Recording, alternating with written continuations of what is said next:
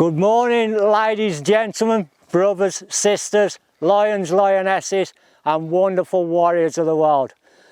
Today you have joined me on a foraging expedition where we're going to go out in this wonderful countryside. Just scan the countryside down, brother, just showing what we've got to look at today. There you go, beautiful, in the Shropshire Hills.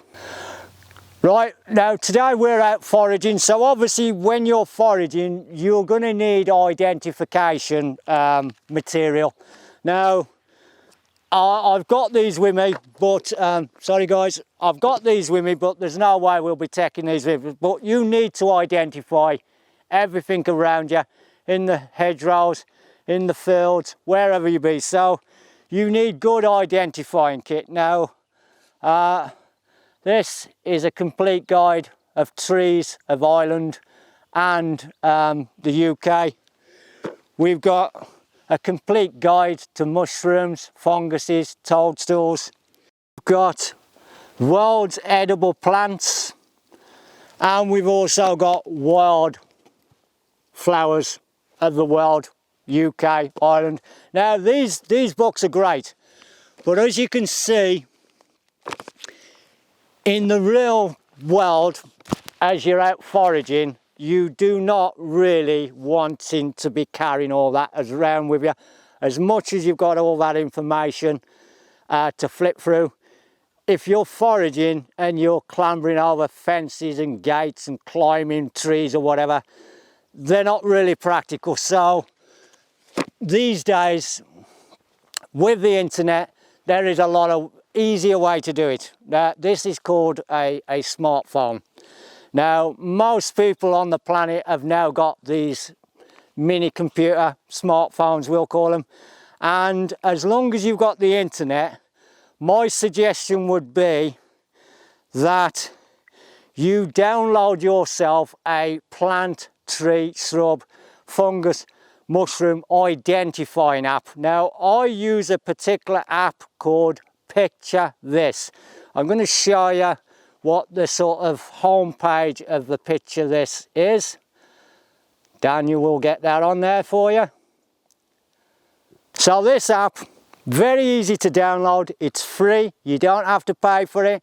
There's a free thing. So what you do with this app is you simply touch the camera icon on the bottom.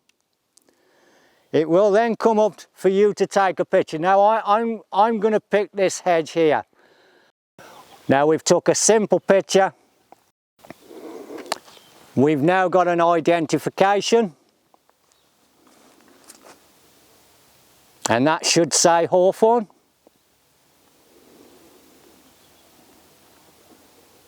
Indeed it does. And there you go guys. So now you know what this particular plant, shrub, tree is. It's a hedge, this one, but it is like lots of trees. When you look at the base, you'll see the number of trees. So this is Hawthorne.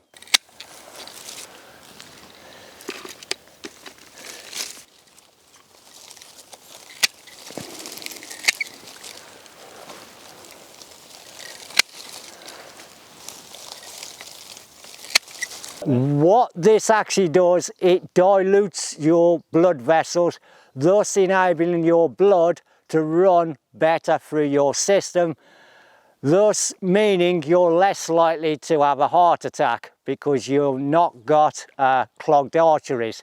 So that is a great thing with Hawthorne. The berries and the leaves are used. Leaves as a tea, simple infusion, couple of grams of the leaves in an infusion bag, 15-minute steep time. You've got a nice wonderful tea which will help your circular system, your blood run through the body. Also the berries are used in sauces, but are also can be used in a tincture, which I've made tinctures with it all. So there's your first one, that's a Hawthorne. Very good for your vascular system because it dilutes the blood running through your veins. But there is a warning with this. I'm going to give you the warning. If you are on blood thinners, do not take Hawthorne because then you're doubling up on the medication you're taking. Now my suggestion would be replace whatever you're taking for the blood thinning with hawthorn, and it's natural, it's free, and as you can see, it's of abundance. This whole hedge is hawthorn, and it's everywhere. It grows in most parts of the UK and Europe, so it's easy to get, it's cheap, easy to make the remedies. So there's your number one, hawthorn leaf and berry. Right guys, we've looked at hawthorn, now we're going to go a wander. So we're going to wander these fields and have a look at a few fields and have a bit of wander. So let's go guys, let's see if we can find anything around this area. And well, straight away I spot something interesting over here. So let's have a look at this guys. Now looking down as I was at the hawthorn, I spotted this beauty. It's a bit dusty, this one, but what you got here is mullein. Now some guys might know what it is, others won't. What you've got here is a respiratory helper. So this is mullein. You've also got the flowers. These ones are gone a bit over now, but I'm going to have these anyway. So this is mullein. Now what you do with mullein, it aids your respiratory areas and particularly your lungs. And the suggested way of using mullein is to smoke it like you would a cigarette. You can also use it in like an incense burner, and what you do, you take this off, you would wash it, you would dry it, you would then strip it like a tobacco, like strands like tobacco, flower and the leaf, and you smoke it. There you go, there's the close-up of the mullein, and it's got a lovely woolly feel to it. It's very soft to the touch, like velvet, and that aids your respiratory system. And what it does, it cleans out the toxins in your lungs and your respiratory tubes, so your throat and your airways which go down to your lungs. Mullein, great ingredient to have, and I am going to be taking a bit of this home with me. So let's get me cutters. I'm definitely having some of this because this is the first time I've found it out in the wild, so that's great news. So we'll take some of these leaves. And it's important guys, when you're foraging, if you can, not to take the whole plant. So what I'm going to do, I'm just going to take the flower off this one and a few of the leaves, and I'm going to leave the plant where it is, the roots where it is, and then this will be here every year for me. So, you know, if you can, just take what you need or what you're going to use, because you can always come back later on. You're not killing off a plant, which means it's going to be there and available for other people as well. So it's called responsible foraging. Take a few off that one. Oh, didn't get much of that, did I? Take that one as well. We'll have one more off that. And we'll have a couple off this one. And I'm going to take the flower as well. So you just nip the flower off. Again, just take a few of the leaves. And there you go. So far we've got hawthorn and we've got mullein. Right, let's wander off guys. Let's see if we can find anything else.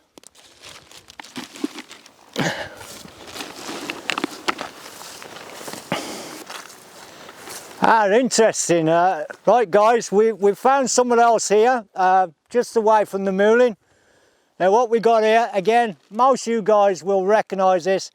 We've got a lovely patch of nettles. Now these are young nettles, which is what you want. Now nettles have got all sorts of uses in the herbal medicine sort of range, and how you would take these is as a tea.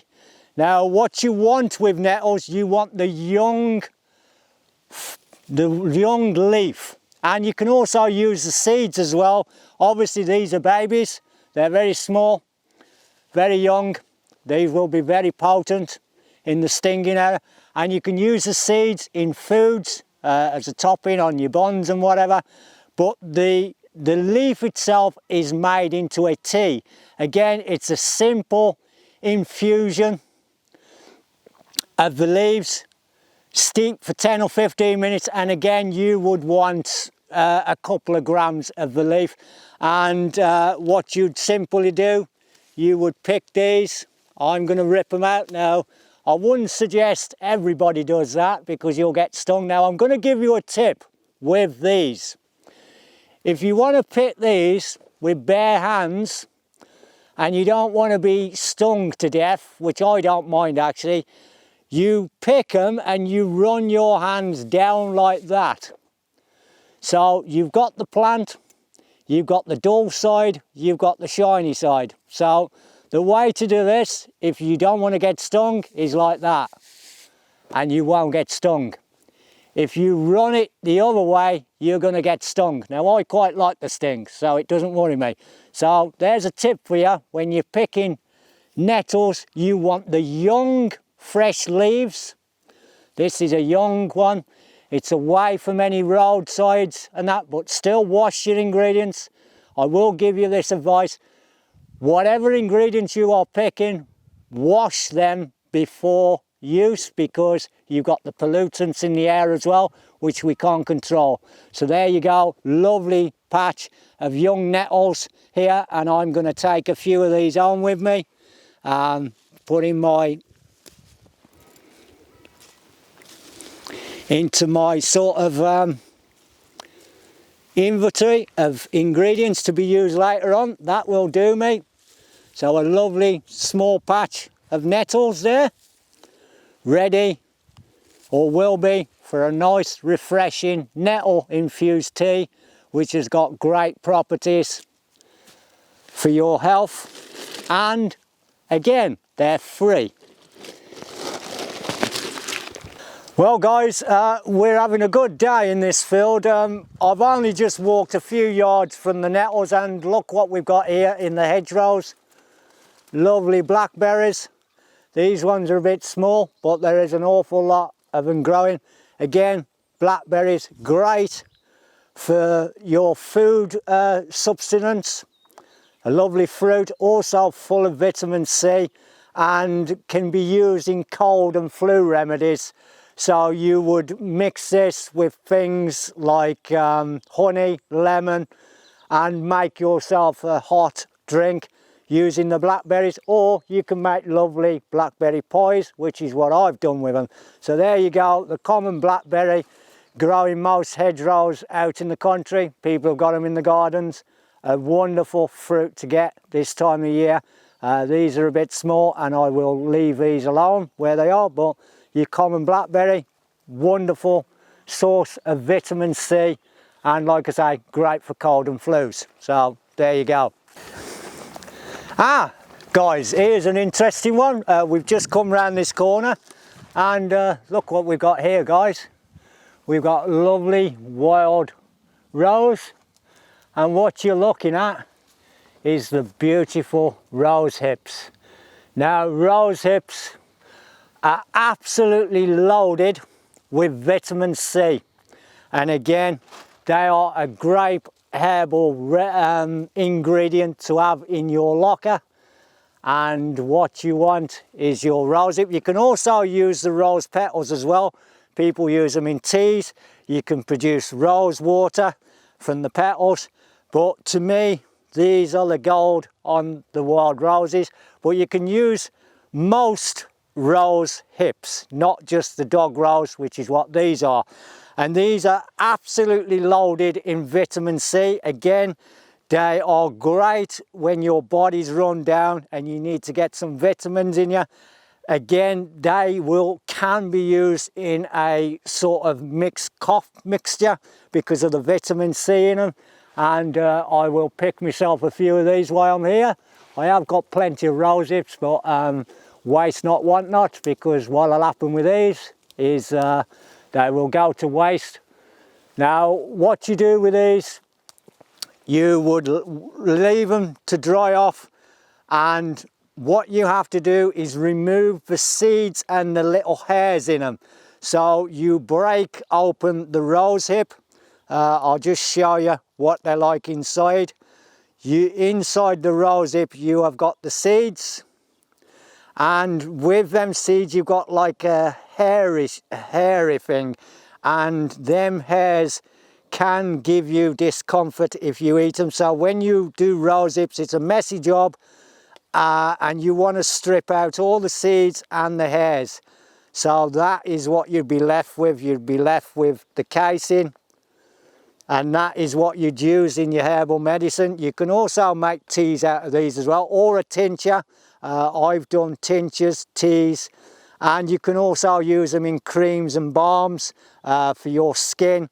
Again, if you combine this with other ingredients, it's great for your skin. So there you go, your common dog rose hips, a great find again. We're doing all right today.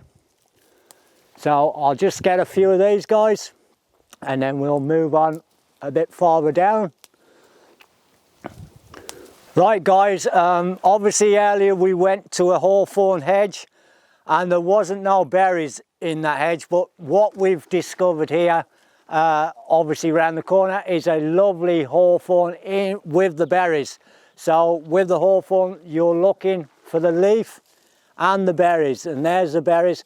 Now hawthorn berries, again, they're great, as I explained earlier. Hawthorn, great for the vascular system. It dilutes your blood, helping it run through the system better. You can make a tincture with that. You can use them in edible, make them into condiments, sauces, things like that. Or you could make your tea, an infusion. So I'll just grab a few of these while they're here. I have got some tucked away, but there is the hawthorn berries.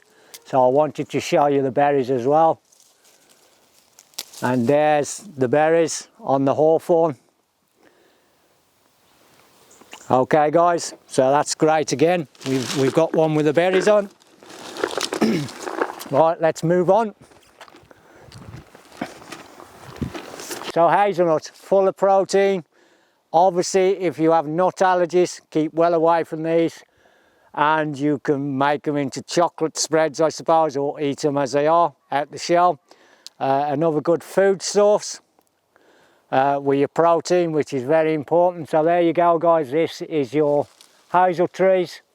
Again, you usually find them all over the British Isles, mainland Europe, and the nuts are another free source of food and energy. So there you go guys, a nice little find there. Shame there isn't more on the tree, but a few is better than none.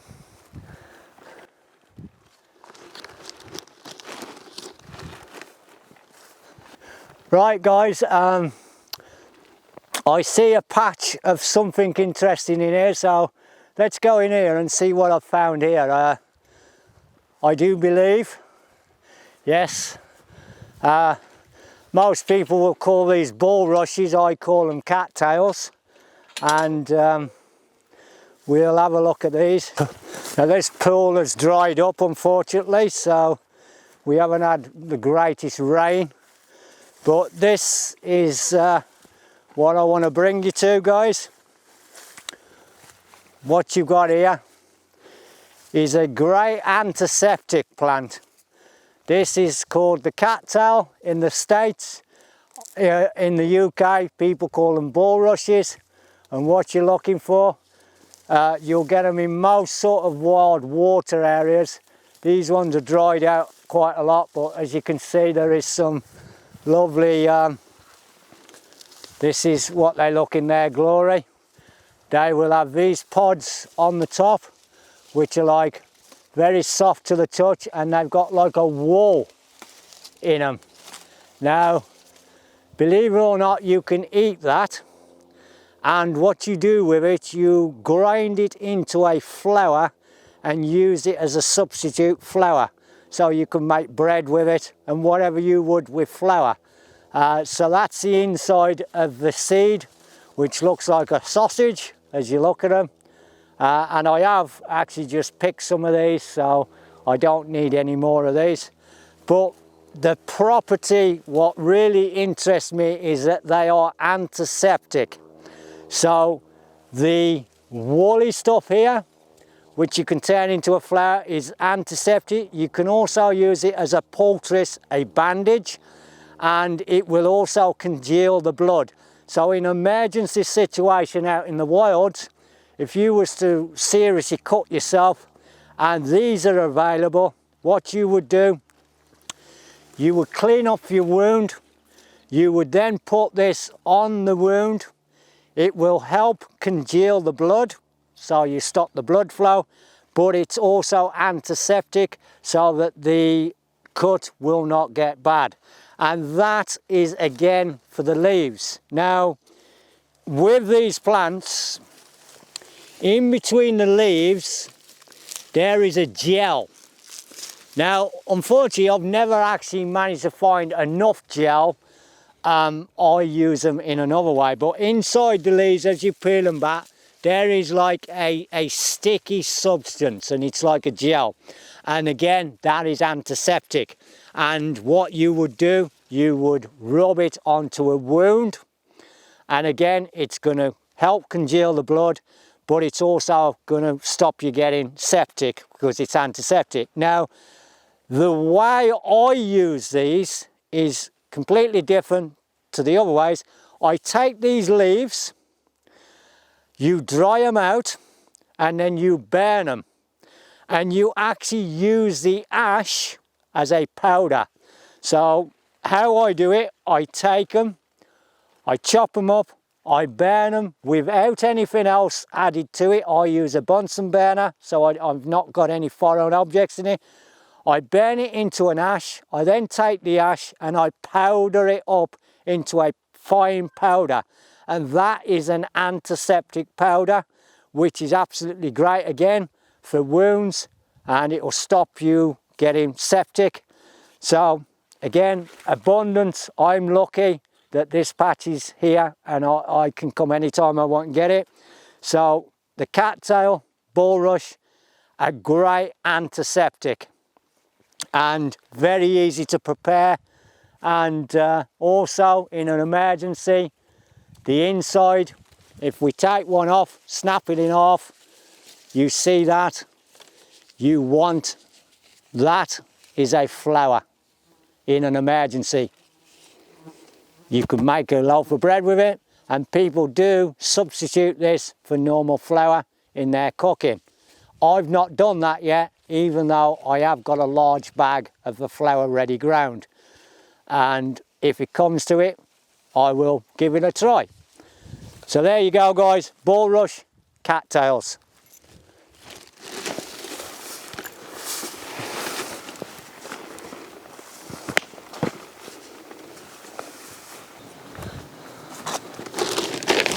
Guys, I do believe we spot some over here. Let's get over that. Yes we have. Alright guys, this is not medicinal, but well, it is to some guys, because what you've got here is slowberries. And obviously for you guys who like a bit of a tipple, sloe gin is the thing to do with these. I'm going to leave these on the bush because they're still quite small, and I don't really do gin, but there you go. If you're after a tipple in the winter months and you're out foraging, there's your slowberries, and they get a bit bigger than that, so I'm going to leave them alone, and you make your sloe gin with them. So there you go guys, for those with a tipple or like a tipple, sloe gin is the thing to do with them. So you could probably put them in pies as well, but I usually use damsons and plums for that rather than the sloes. So there you go guys, a nice selection of sloes there for somebody. Right, we'll wander up here a bit now, see what we've got.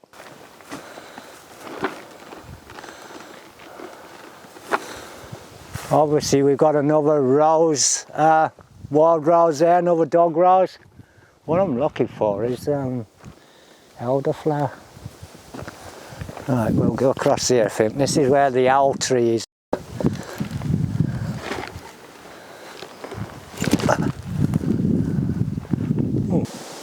And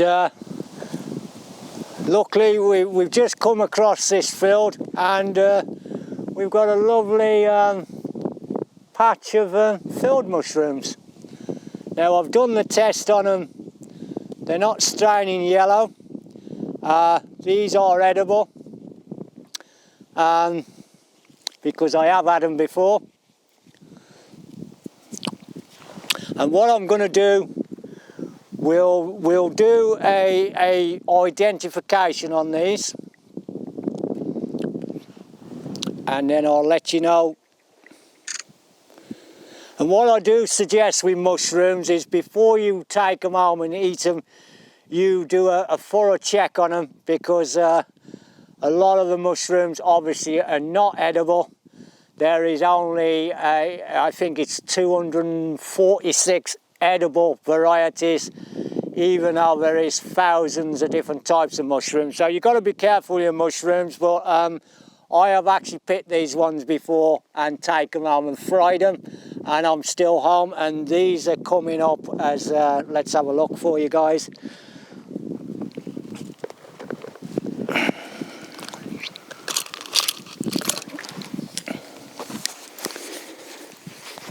Now what I've done, I've used my identifying thing, and they are Agaricaceous family of the fungi.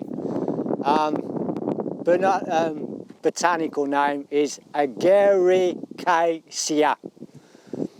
So that's what they're called. A cornerstone of the fungus world.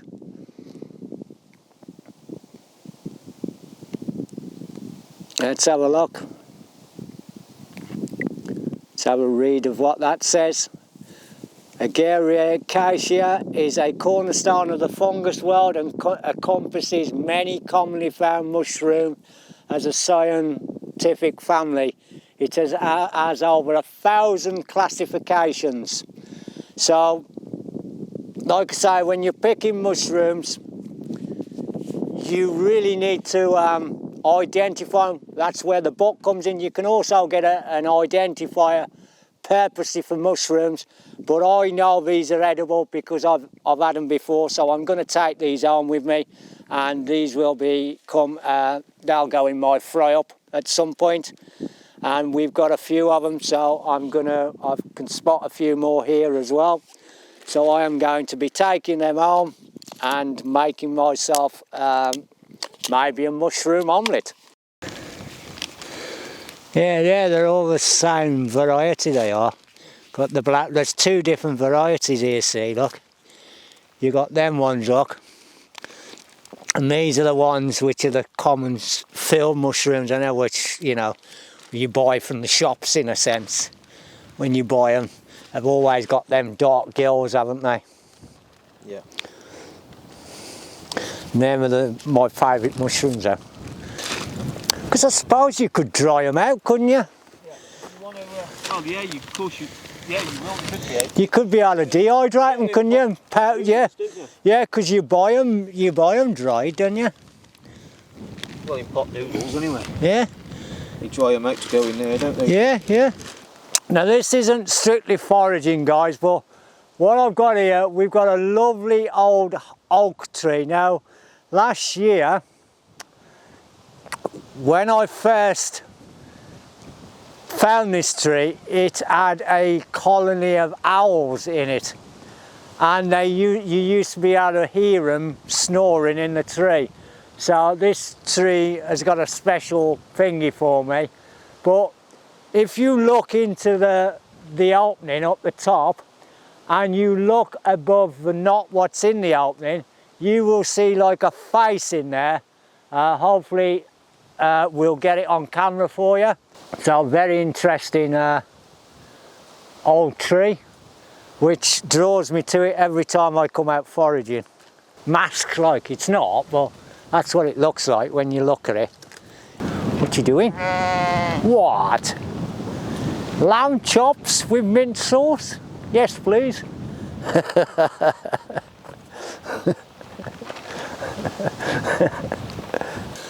Right guys, what we've got here is a European crabapple. Now, obviously the old wives' tales is you can't eat crab apples, which is what we were always told as kids. Don't eat a crab apple. It's false in a sense. You can perfectly safely eat these. I wouldn't recommend too many in one go, but they can be in. But I'll tell you what I do with them. I turn them into apple cider vinegar, and I've also preserved them in pickling vinegar as well, and have them as a tasty sweet. But my number one with the crab apple is apple cider vinegar. Now, apple cider vinegar has got all sorts of medicinal properties. It's microbial, antimicrobial. It's great for stomach issues, for acid influx and things like that. And a couple of spoonfuls of apple cider vinegar will certainly keep the doctor away, that's for sure. So the best thing to do with these is turn them into a vinegar. So how you do that, you would take your crab apples, you would mash them up, you would put them in a solution. Now the solution I use is a sugar water mix. So I put, say, 10 pound of crab apple in a big tub. I will then fill that tub up with a water sugar solution. You leave the apples in that solution for as long as you want, really. I leave it in for 3 or 4 weeks. The recommended is 2 weeks is enough, but I like to get them in a bit longer, so I leave them in for 3 or 4 weeks. Then you remove the apples away from the vinegar, and then you just seal it back up, leaving a bit of the mother in, which is the mush of the apple. And over time your vinegar will mature, and out of all the vinegars I've done, the crab apple one is the best in my view. So crab apples, vinegar, apple cider vinegar is your thing to do with them. And as you can see, this tree is absolutely loaded. If we can pan the camera around to the tree to see how loaded it is, you'll see. Amazing. Right guys, I've just spotted somewhere over here I'd like to show you. Now, we're lucky to find this up in the hills. Mainly you get it lower down because we're 900 foot above sea level up here, but I've actually found something I was looking for. Now here we have, guys, the elderflower, well, elderberry, I should say. So these little black beauties here, and this is when you want them. You want them when they are nice and black. So that is your common elderberries. Not many on here, but there's enough to show you guys now. I actually has just made what's called an Elderberry Oximel, which is a winter tonic to aid and help prevent colds and flus.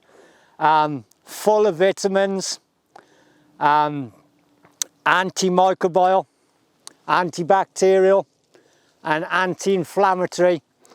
And what I do with these, I make them, you can make them into a syrup or an oxymel, and that's exactly what I've done. Only last night I made a couple of bottles up. So these are wonderful for cold and flu and prevention of catching cold and flu. So what I think is a winter tonic is the best way to go with them. So you would take a couple of spoonfuls of the winter tonic in the morning, at night, and that will help prevent you catching the colds and flus in the winter months. And if you do come down with a cold and flu, they will prevent you getting a serious illness. They will aid in making your ailment a lot more manageable. So the good old elderberry. Again, you can have the flowers as well. Now the elder flowers, they use mainly for wines, things like that. But today we're doing the berries. So my suggestion is an elderberry syrup made with honey, apple cider vinegar and the elderberries in equal amounts. And it's a beautiful drink and it will aid in recovery of cold and flus. I will say aid in cold and flus, not cure. So there you go guys, the good old elderberry. A great find up here in the hills because unfortunately there's not many on here, but there you go, the great elderberries. Well guys, I hope you've enjoyed our little foraging walk today and you've learned a few things. Now we're hoping that we're going to do a few more of these in the next 12 months or so when we've got time. So thank you very much I hope you've enjoyed it. And if you want to know more about herbal remedies, we have got a YouTube channel which can be looked at. All the remedies I do, we put on the YouTube channel, and this channel is called In Dark Times / Shaun's Herbal Remedies. So thanks a lot guys, take care and God bless you all.